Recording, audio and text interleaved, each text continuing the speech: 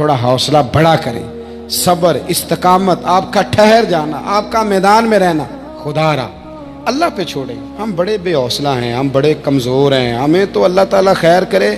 اب تو زمانے میں جو دوائی سب سے زیادہ بکنی چاہیے وہ وہم کی دوائی ہے، وہ سب سے زیادہ بکنی چاہیے۔ ہر چوتھا آدمی اس وہم کا شکار ہے کہ جانے کیا ہو جائے گا، کچھ بھی نہیں ہوگا، وہی ہوگا جو منظور ہے۔ آپ کو تو ماشاءاللہ یاد ہے، وہی ہوگا جو منظور ہے۔ کچھ چیزیں اللہ رسول پہ چھوڑیں، صبر کے ساتھ، استقامت کے ساتھ۔ میں اس زمانے میں جو سب سے زیادہ کمزوری محسوس کرتا ہوں لوگوں کے اندر، وہ یہ ہے کہ تدبر نہیں، حوصلہ نہیں۔ ایک بت ہوتا ہے میری ذات کا جس سے میں ساری زندگی باہر نہیں نکل پاتا۔ میں کہتا ہوں جو میں کہہ رہا ہوں وہ ہونا چاہیے، جو میں چاہ رہا ہوں وہ ہونا چاہیے، جو میری خواہش ہے وہ ہونا چاہیے۔ ایسا نہیں ہوگا، خواہشیں آپ کریں گے، چاہتے آپ کریں گے، پر پوری اللہ اپنی حکمت سے کرے گا۔ ڈر آتا ہے، میں کہا کرتا ہوں اللہ آزمانا نہ، تو بغیر آزمائش کے ہی معاف فرما، ہمیں نہ آزمانا، ماحول سخت ہے، خدا جانے کہاں کیا ہو جائے، کب ہو جائے۔ تھوڑا حوصلہ کریں، وقت دیں، حالات وقت پر تبدیل ہو جایا کرتے ہیں، سچائیاں ثابت ہو جاتی ہیں۔ جلد بازی والے ماحول سے نکلیں، حوصلہ، توانائی، یہ درست ہے کہ ہم انسان ہیں، کمزور ہیں، ہمیں پریشانی ہوتی، ہمارے اعصاب پر چیزیں سوار ہوتی ہیں، ہم ٹینشن بھی لیتے ہیں، لیکن بہرحال جب آپ کو آپریشن کرانا ہے تو پھر آپ کو تھوڑی دیر کے لیے آنکھیں بند رکھنی پڑیں گی۔ جب آپ کو ٹھیک ہونا ہے تو پھر آپ کو بیماری کو وقت دینا ہی پڑے گا، پھر آپ کو انتظار کرنا ہے، اور وقت بہت بڑا منصف ہے۔ امام حسین نے شہادت دے دی تھی، سارا خاندان شہید کرا دیا تھا، کیا چوتھے دن یزید تخت سے اتر آیا تھا؟ 1 مہینے کے بعد، 2 مہینے کے بعد سمجھ تو آ گئی تھی نا ساری دنیا کو جھوٹا کون اور سچا کون۔ تو کیا یزید آ گیا تھا 6 مہینے کے بعد؟ 4.5 سال کے قریب حکومت کی ہے اس نے، لیکن جو چھپ کے اس کا نام بھی لیتے ہیں نا آج، چھپ کے، وہ بھی بیٹے کا نام یزید نہیں رکھتے، لیکن پورے زمانے میں گھومو گے تو کروڑوں غلام حسین ملیں گے، لاکھوں غلام حسن ملیں گے۔ حالانکہ امام حسین نے تو قربانی دے دی تھی، اس وقت کوئی انقلاب برپا نہیں ہوا، یہ سمجھ لیں آپ بات۔ وقت لگتا ہے، اور جیسے جیسے وقت آ رہا ہے نا، انسان کو بیدار تو ہو لینے دو۔ ہر شخص پکارے گا ہمارے ہیں حسین۔ تھوڑا وقت دیں ماحول کو، ہم وقت نہیں دے رہے۔ بیوی کو تبلیغ کرتے ہیں پھر اس کو ٹائم نہیں دیتے، بچے کو کہتے ہیں پھر اس کو ٹائم نہیں دیتے، ہم کسی کو دین کی طرف بلاتے ہیں پھر اس کو وقت نہیں دیتے، ہم کسی کو اصلاح کا پیغام دیتے ہیں تو پھر اس کے بعد ہمارے پاس کوئی گنجائش نہیں رہتی۔ 2-4 دفعہ کوئی کام کر لیں تو بس اب چھٹی۔ تھوڑا حوصلہ، استقامت، صبر، ڈٹنا، کہیں کھڑے ہونا، کسی جگہ سٹینڈ لینا، کوئی معیار بنانا، کوئی جناب ماحول ہو، کسی جگہ آپ ٹھہریں، آپ محسوس ہو کہ آپ حق پر ہیں تو آپ سچی بات کر رہے ہیں۔ نبی کریم صلی اللہ تعالیٰ علیہ وسلم وقت دیتے تھے۔ ہجرت سے کچھ دن پہلے رسول کریم علیہ السلام کا ارادہ ہوا، سرکار نے چاہا کہ میں نا بیت اللہ شریف کی اندر سے زیارت کروں۔ عثمان بن طلحہ نام کے ایک شخص کے پاس چابی ہوتی تھی، حضور صلی اللہ تعالیٰ علیہ وسلم اس کے پاس تشریف لے گئے تو کہا ذرا چابی دینا، میں بیت اللہ کے اندر سے زیارت کرنا چاہتا ہوں۔ کہنے لگا معاذ اللہ کوئی اور ہوتا تو میں دے دیتا، آپ کو نہیں ملے گی۔ حضور اللہ کے خزانوں کی کنجیوں کے مالک ہیں، زمین و آسمان اللہ نے قبضہ اور اختیار میں دے دیے۔ حضور مجھے بتلائیے نا، میرے رسول کریم صلی اللہ تعالی وسلم اشارہ کرتے تو تالے والے سارے ٹوٹ نہیں جاتے؟ اگر چاند اور سورج غلامی کریں تو یہاں کیا حیثیت ہے؟ حضور صلی اللہ علیہ وسلم نے فرمایا دے دو، اندر سے دیکھنا ہے۔ تو کہنے لگا آپ کو نہیں دوں گا، قربان جاؤں محبوب کے انداز تکلم پر۔ رسول کریم، نبی رحمت، نور مجسم، شفیع معظم، آقا دو عالم صلی اللہ تعالیٰ علیہ وسلم نے وہاں کھڑے کھڑے حضور چاہتے تو ابھی سب کچھ ہو جاتا 1.5 منٹ میں، پر حضور نے کیا فرمایا؟ فرمایا عثمان نہ دے چابی، ایک وقت آئے گا، ایک وقت آئے گا میں تجھ سے چابی لوں گا اور تو اپنے ہاتھوں سے دے گا, تجھے دینی ہے. اور فرمایا پھر جس کو میں چاہوں گا دوں گا. کہنے لگا جی مجھ سے نہیں کو لے سکتا, میری خاندانی وراثت ہے. حضور نے فرمایا وقت. پھر اس وقت کو 10 سال لگ گئے. پھر اس وقت کو میں تو نہیں 10 سال دیتا, آپ تو نہیں دیتے. 10 سال کے بعد مکہ فتح ہوا, یا 9 سال کے بعد فتح ہوا. میرے رسول کریم محبوب دو عالم پہنچے بیت اللہ شریف میں. حضور نے طواف کیا. عثمان بن طلحہ کہتے ہیں جیسے جیسے حضور داخل ہوتے گئے تو وہ لفظ میرے کانوں میں گونجتے تھے کہ میں چابی لوں گا. وہ میرے جو دن کو کہہ دیا دن ہے تو دن نکل آیا, جو شب کو کہہ دیا شب ہے تو رات ہو کے رہی. اور خدا نے ان کی زبان کو وہ اختیار دیا, جو نکلی منہ سے ان کے وہ بات ہو کے رہی.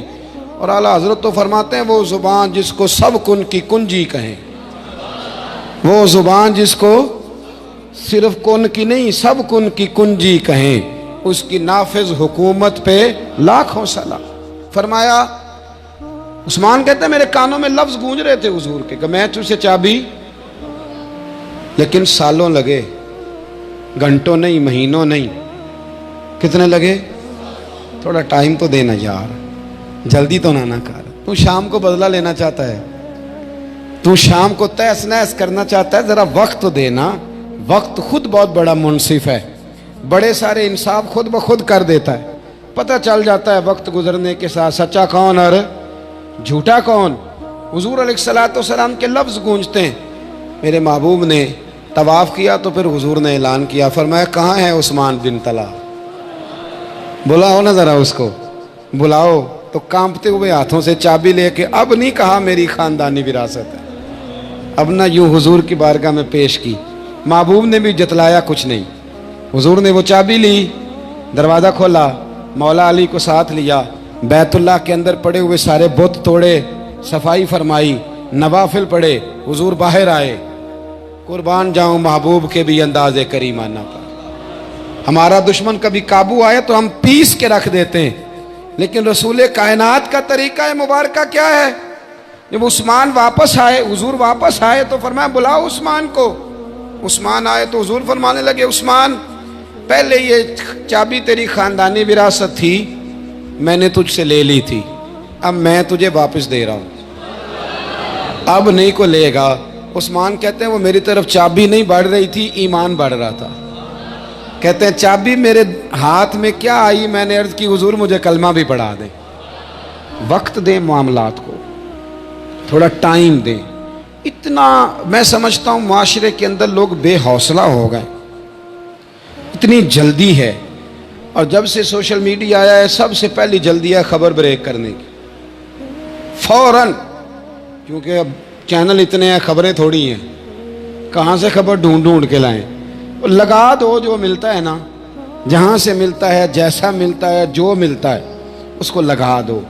یہ حوصلہ مند مہذب قوموں کا طریقہ نہیں ہوتا. حالات کو وقت دیں, صبر پیدا کریں, استقامت پیدا کریں, حوصلہ پیدا کریں. کئی دفعہ ایسے بھی ہوتا ہے, کئی دفعہ کہ آپ کٹہروں میں کھڑے ہوتے ہیں, پھر کچھ وقت گزرتا ہے کٹہروں میں کھڑے کرنے والے کٹہروں میں کھڑے ہوتے ہیں. لیکن آپ وقت دیں. آپ دیکھیں وہ کل تک جو بیٹھ کے بڑی بڑی باتیں کرتے تھے, مکے لہراتے تھے, بڑا کچھ بتاتے تھے, وہ کہاں ہیں لوگ آج؟ کہاں ہیں جو کہتے تھے کہ میں اٹھتا ہوں تو زمانہ اٹھتا ہے, میں بیٹھتا ہوں تو زمانہ بیٹھتا ہے؟ کدھر گئے لوگ؟ ہم نے اپنی زندگی میں ایسے لوگوں کی شہرت دیکھی ہے کہ ان کا ٹی وی پر خطاب لگتا تھا تو کھڑے ہونے کو جگہ نہیں ملتی تھی.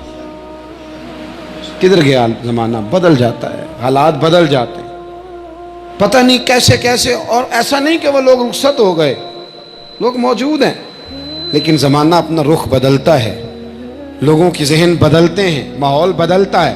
تھوڑی استقامت پیدا کریں. میری ملت کے جوان بچوں میں کوئی استقامت نہیں. یہ نہ بات کرنے سے قبل سوچتے ہیں, نہ یہ کوئی عمل کرنے سے قبل سوچتے ہیں, نہ یہ کسی مقام پر ٹھہر کر کچھ سوچتے ہیں کہ میرے اندر تحمل بردباری ہو تو میں کوئی فیصلہ کروں. کمنٹس کرنے میں جلدی کرتے ہیں, بات کرنے میں جلدی کرتے ہیں. اپنے اندر ٹھہراؤ پیدا کریں. اور میں کہا کرتا ہوں کہ ٹھہراؤ آئے کہاں سے؟ بچہ ہوتا ہے نا جب چھوٹا, وہ غلط کام کرتا ہے تو کہتے ہیں بچہ ہے, जवान होके करे तो कहते हैं गर्म खून है, बुढ़ापे में करे तो कहते हैं इसको पता ही नहीं चलता। सियाना कदों होना है इन्हें? छोटा है तो अभी बच्चा है, जवान हो गया तो खून है, तो इसको एसएचओ के सामने खड़ा करो, पता चल जाएगा कितना गर्म है खून। इसको खड़ा करो ना डीएसपी साहब के सामने, पता चल जाएगा खून कितना गर्म है। इसका तो खून गर्म होता है घर वालों पे, अम्मा पे, गरीब आदमी पे। हौसला पैदा करें, तहम्मुल, बुर्दबारी आपको बड़ा करेगी, आप में वुसअत लाएगी, आप लीडर बनेंगे। अगर आप बड़े हैं तो फिर आपका जिगरा भी बड़ा होना चाहिए, अगर आप बड़े हैं तो फिर आपका हौसला भी बड़ा होना चाहिए, फिर आपके अंदर वज़ादारी होनी चाहिए, फिर तवानाइयाँ होनी चाहिए, फिर मिजाज के अंदर वुसअत लाएं, फिर थोड़ा बर्दाश्त, थोड़ा सहना भी सीखें, फिर बड़ी ताइदों के साथ साथ कभी कभी कड़वी गोलियां भी खाएं। महसूस करें, हमेशा एक ही समत के आदी ना हो जाए। वक्त बदलेगा, हालात बदलेंगे, तब्दीली आएगी। बहुत सारे लोग ऐसे होंगे जो कल तक कुछ और कहा करते थे, परसों कुछ और होंगे। हज़रत यूसुफ को कुएं में फेंकने वाले भाई सवाली बन के आ गए थे।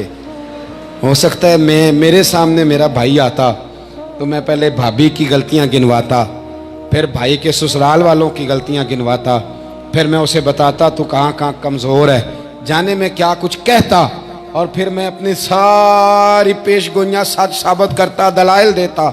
लेकिन यूसुफ अलैहिस्सलाम के भाई आ गए, हज़रत यूसुफ ने कहा इतना ही बड़ा है, आ गए हैं, आज गए, और फिर भाई जो हुए, आज गए, ख़त्म हो गई बात।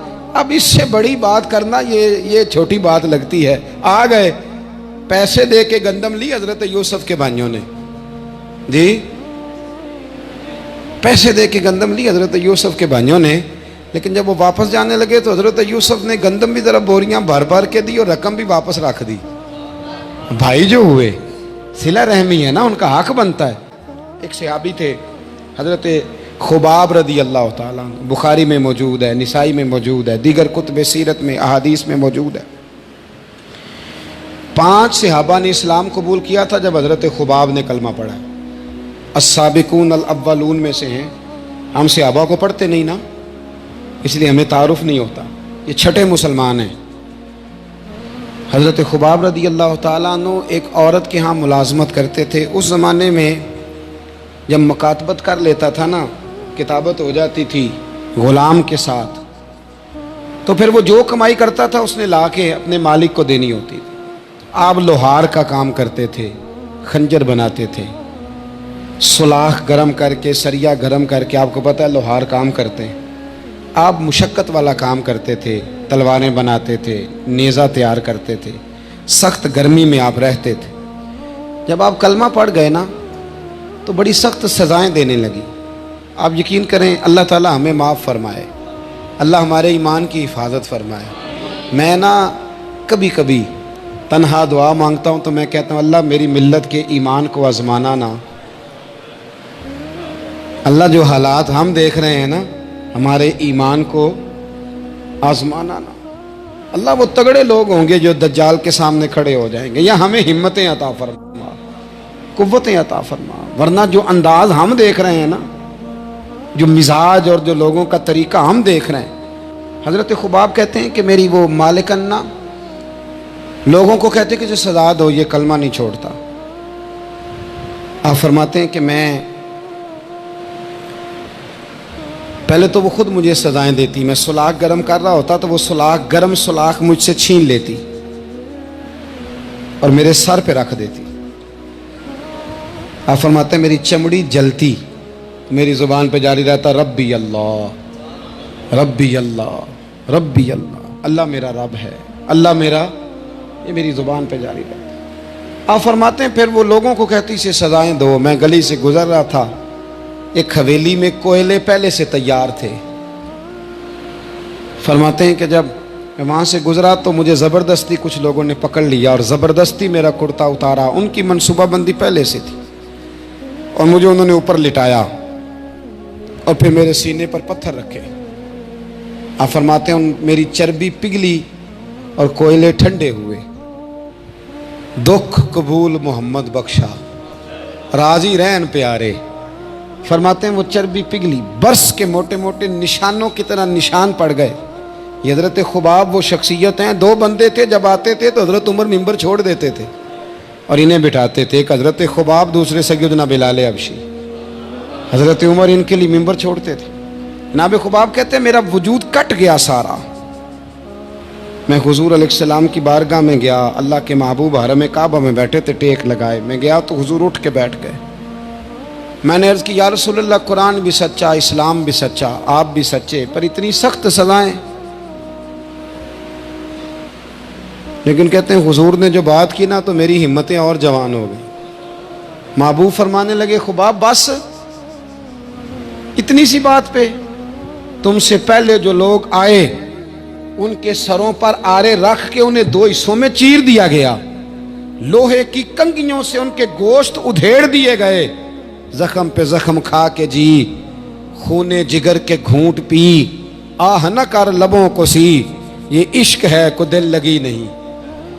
ابھی سے تو میرے محبوب فرمانے لگے خباب کیا بات کرتا ہے یار، اتنی سخت سزائیں لوگوں کو ملی، ہاں اگر تو آیا ہے تو میں تیرے لیے دعا کر دیتا ہوں، اے اللہ میرے خباب کی مدد فرما، اے اللہ اس کی۔ آپ فرماتے ہیں بعد پھر سکون ہو گیا، پھر میں مار چپ کر کے کھایا کرتا، پھر مجھے امید ہوتی کہ مار پڑے گی، پھر میرا ذہن بن گیا کہ اذیت آئے گی، پھر مزاج بن گیا، اس تکلیف سے مجھے گزرنا ہے۔ حضرت خباب رضی اللہ تعالیٰ عنہ ارشاد فرماتے ہیں کہ پھر عجیب مرحلہ آیا، پھر عجیب رنگ آیا، پھر عجیب وقت آیا۔ میری وہی مالکن جو مجھے مارا کرتی تھی، توجہ ہے میری بات پر، اور سلاخوں سے میرے سر داغ دیا کرتی تھی، وہ بیمار ہوئی، اس کے سر میں وقت آیا نا، وقت بدل گیا، اس کے سر میں تکلیف اٹھی، بہت بڑے طبیب کے پاس گئی تو طبیب کہنے لگا لوہے کی سلاخ گرم کر کے نا مختلف جگہوں سے تیرا سر داغا جائے گا، پھر تو ٹھیک ہو جائے گی، یہ تو نے اپنے سر کو داغنا ہے، جلانا ہے لوہے کی سلاخوں سے۔ حضرت خباب کہتے ہیں وہ گھر آئی، مجھے کہنے لگی سلاخ گرم کر کے لا، جب میں لایا تو کہنے لگی میرے سر پہ لگا۔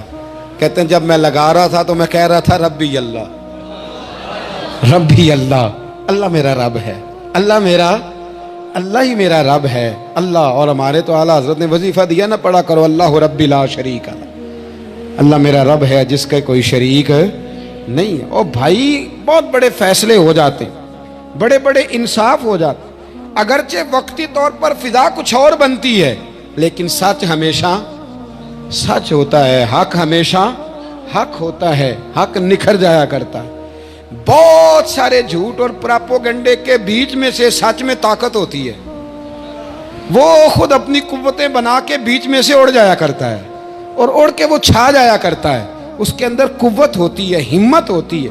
وقت دیں حالات کو، ٹائم دیں، آپ دیکھیں کتنی جلدی حالات بدلتے ہیں۔ ہم اپنے طریقے سے، اپنے حضرت امام اعظم ابو حنیفہ بڑے امام تھے نا، اور اللہ کا فضل ہے، ہمیں فخر ہے کہ ہم حنفی ہیں، یہ ہمیں فخر ہے کہ ہم، آپ کو لوگوں کو تو ابھی ان باتوں کا زیادہ وہ نہیں نا، مزاج نہیں رہا، اب تو آپ کو پتہ ہے جماعتوں کا مزاج بن گیا ہے۔ داتا علی اجویری 1000 سال پہلے کے بزرگ ہیں، اور فرماتے ہیں اللہ کا شکر ہے میں حنفی ہوں، شکر ادا کرتے ہیں کہ میں امام اعظم کا مقلد ہوں۔ بہرحال یہ عنوان نہیں، ورنہ اس پر کچھ بات کرتا۔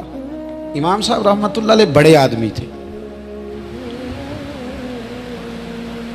بڑے آدمی کا دشمن بھی بڑا ہوتا ہے۔ پیر میرے علی شاہ صاحب رحمۃ اللہ علیہ کے مرشد نے دعا دی تھی کہ میرا دل کرتا ہے میرے علی دنیا تجھ سے حسد زیادہ کرے۔ آپ فرمانے لگے حضور یہ کیا دعا ہوئی؟ فرمانے لگے درخت کو پھل زیادہ لگے گا تو پھر ہی کوئی حسد کرے گا نا، کنگال آدمی سے کسی نے کیا حسد کرنا ہے، اس لیے دعا کر رہا ہوں کہ زیادہ حسد ہو تیرا، اللہ تجھے نعمتیں زیادہ عطا کرے۔ تو امام صاحب کے حاسد بھی بہت زیادہ تھے، جلنے والے، تکلیف دینے والے، حسد کرنے والے بڑے تھے۔ اور یہ جو مخالف ہوتا ہے نا، جب مخالفت کرتا ہے تو کئی دفعہ کمینگی پہ اتر آتا ہے، چھوٹی حرکتیں کرتا ہے، ہم نے دیکھا ہے حاسد بندے چھوٹی حرکتیں کرتے ہیں، ذاتیات پہ اترتے ہیں، کچی باتیں۔ آپ ناراض نہ ہونا، میں کئی دفعہ سخت بات کیا کرتا ہوں، یہ ہمارے ہاں الیکشن ہوتے ہیں نا، تو جو چھوٹے لوگ ہوتے ہیں نا وہ معاذ اللہ اپنے مخالف کی بہو بیٹی کی بات بھی کرتے ہیں۔ یہ کمینگی ہے انسان کے باطن کی، ایک چھوٹے سے الیکشن کے لیے آپ ذاتیات پہ اتر آئیں گے؟ ساری زندگی میرے رسول کریم علیہ الصلوۃ والسلام نے ابو جہل کو، ابو لہب کو، عتبہ عتیبہ شیبہ کو دین کی دعوت دی. وہ شرابی تھے، غاصب تھے، ڈاکو تھے، چور تھے، لیکن حضور نے کبھی ان کی کمزوریاں بیان نہیں فرمائیں. یہ تو چھوٹے لوگ ڈسکس کرتے ہیں اس قسم کی بات، کان سے کان لگا کے کہنا تمہیں پتہ ہے وہاں کیا ہوا ہے، اور چھوڑ یار کیسی بات کرتا ہے. بڑے آدمی بھی کبھی ایسے کرتے ہیں. بہت چھوٹے لوگ ہوتے ہیں جو سازش رچتے ہیں، جو ظلم. امام اعظم کے خلاف سازش رچی گئی. امام صاحب رحمۃ اللہ تعالیٰ علیہ کے پاس ایک بی بی دوڑی، حضور مسئلہ پوچھنا. آپ عورتوں سے ملا نہیں کرتے تھے. میں نے سوال کرنا ہے جی، جلدی جلدی سے اندر آ گئی. عورت جیسے ہی اندر داخل ہوئی باہر شور ہو گیا. امام صاحب کے پاس عورت ہے، اس نے بھی شور کر دیا کہ معاذ اللہ ثم معاذ اللہ. 10 درازی کیا امام اعظم نے. لوگ امام صاحب سے کہنے لگے اب پراپوگنڈا ہو گیا، سارے شہر میں بات پھیل گئی. حضور آپ جواب دیں، آپ بھی کوئی بات کریں. فرمانے لگے کیا جواب دوں، بی بی اکیلا تھا، میں اندر آئی ہے، باہر شور ہوا ہے، عورت کہہ رہی ہے میں اکیلا تھا، میں جواب دوں بھی تو میری گواہی کون دے گا، میرے ساتھ کھڑا کون ہوگا، اس وقت کون ہے جو اٹھ کے کہے گا کہ نہیں نہیں ایسی بات کوئی نہیں. یہ تو ماحول تو اور رخ اختیار کر گیا. تو حضور اب کیا کرنا ہے؟ تو آپ فرمانے لگے کرنا کیا ہے، میں کوئی لاوارث ہوں،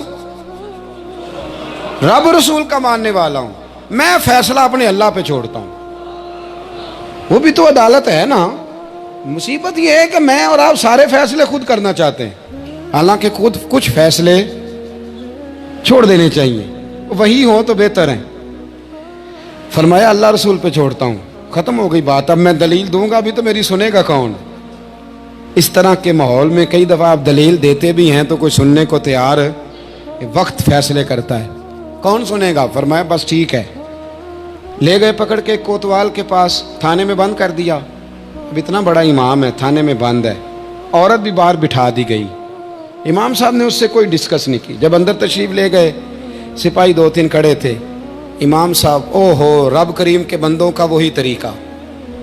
امام صاحب نے وضو کے لیے پانی مانگا، اور پھر امام اعظم نے نفلوں کی نیت باندھی اور 2 رکعتیں پڑھ کے کہنے لگے مالک عزتیں بھی تیرے پاس ہیں، ذلتیں بھی تیرے پاس ہیں، تو جس حال میں ابو حنیفہ کو رکھے گا مجھے شکوہ کوئی نہیں، میں تیری رضا پہ راضی ہوں، جیسے تو چاہے میں راضی ہوں تیری رضا پہ. امام صاحب دعا مانگ رہے تھے تو آنسو ہاتھوں پہ گر رہے تھے. نہ کبھی مصلی بھی آباد کریں، نہ کبھی دنیا کو تو دکھڑے بڑے سنا لیے، نہ 2 رکعتیں پڑھ کے روئیں رب کی بارگاہ میں، محبوب کا وسیلہ پیش کریں، نہ اسے بھی تو منائے نا. امام صاحب کے آنسو گرنے لگے. سپاہی بھی پریشان تھے. وہ بی بی نہ خود ہی اٹھی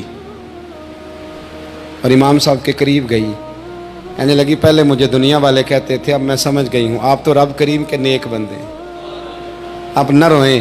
سویرے جانا ہے نا قاضی کی عدالت میں، تو میں سویرے گواہی دوں گی کہ میں نے جھوٹا الزام لگایا تھا، آپ ناراض نہ ہوں. امام صاحب فرمانے لگے اس سے نہیں بات بنے گی، اگر تو نے کچھ کرنا ہے تو جو میں کہتا ہوں وہ کر. امام اعظم تھے نا، جو میں کہتا ہوں وہ کر.